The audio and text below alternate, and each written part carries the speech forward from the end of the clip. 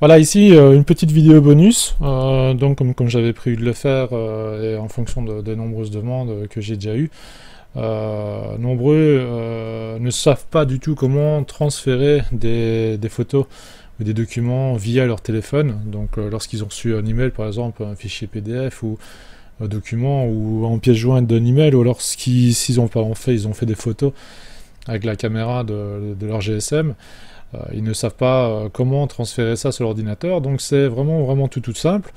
Donc en général, ce qu'il vous faut simplement, c'est souvent le câble qui est fourni avec l'alimentation de votre téléphone, donc soit un câble en USB, en micro USB, soit un câble en USB-C pour les versions plus modernes, donc les fameux câbles réversibles, comme je vous avais expliqué, qui permettent de charger et de transférer des données en même temps.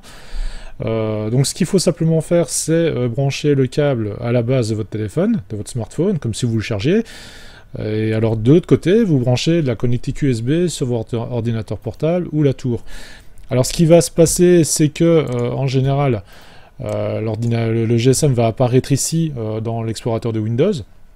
Et vous allez avoir une petite notification ici en bas à droite dont Windows va demander qu'est-ce qu'il faut faire avec ce GSM, mais de toute façon, voilà, vous n'avez pas forcément besoin de cliquer. Ce qu'il faut simplement aller, c'est dans l'explorateur de Windows.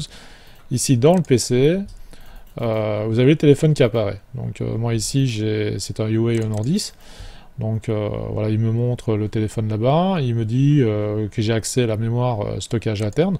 Alors, par contre, ce qu'il y a, c'est que, bon, ici, par contre, je peux difficilement vous le montrer, mais si vous tenez votre GSM en main et que vous avez accès à la fenêtre, donc s'il est allumé bien sûr, il va vous afficher un message, vous demander l'autorisation de l'ordinateur à accéder à vos données. Alors moi ici, comme c'est un UA en Android, moi il me demande si je veux simplement utiliser la charge, la connectique juste pour le charger, ou alors si je veux transférer des fichiers ou des photos. Moi j'ai mis des fichiers, comme ça j'ai accès à absolument la totalité du téléphone, ce qui me permet justement de pouvoir accéder au répertoire, comme ici, répertoire DCIM et Pictures.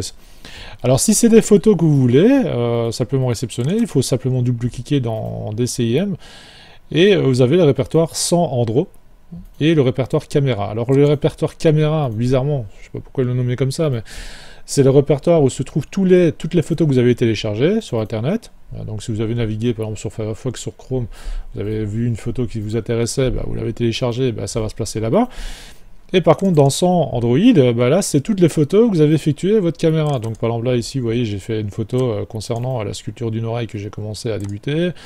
Là, j'ai fait la photo d'un nez que j'ai commencé à sculpter. Ici, vous avez la photo d'un plat que j'ai cuisiné. Donc, voilà, c'est vraiment ici que ça se passe. Et par contre, dans caméra, c'est toutes les photos que vous avez téléchargées. Alors ici, chose un peu particulière, lorsque j'ai connecté pour la première fois mon téléphone Honor 10, il m'a affiché ceci. Donc comme s'il y avait un lecteur CD. M'invitant à installer le logiciel de chez UA, c'est le iSuite. Donc j'ai fait OK, j'ai téléchargé, et ça fait automatiquement de toute façon. Et voilà.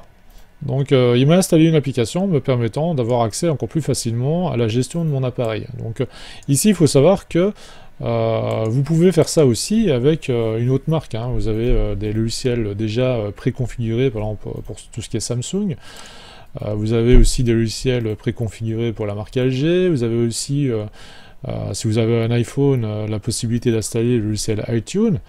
Donc là par exemple on va aller dans Internet Explorer. Ici, voilà, et on va taper Apple, iTunes, voilà. La seule différence, c'est que ici, vous n'aurez pas la possibilité, comme un système Android, de pouvoir avoir accès à vos données via voilà, l'explorateur de Windows. Donc ça veut dire que vous allez avoir l'iPhone qui va peut-être éventuellement se connecter ici, mais vous n'aurez pas la possibilité d'avoir accès voilà, au répertoire DCIM, etc., etc. Donc il faudra absolument passer par le logiciel dédié de Apple, donc iTunes, qui lui voilà, permettra de gérer totalement votre iPhone. Voilà. Donc ici, sachez que en fonction de la marque de votre téléphone, un ordinateur PC sous Windows 10 sera toujours en mesure et capable de reconnaître le périphérique, parce que c'est un périphérique, et de pouvoir voilà, le gérer totalement. sans devoir passer par l'investissement. Alors si vous avez acheté un iPhone, et voilà, sans devoir passer l'obligation d'investir dans un MacBook ou un iMac.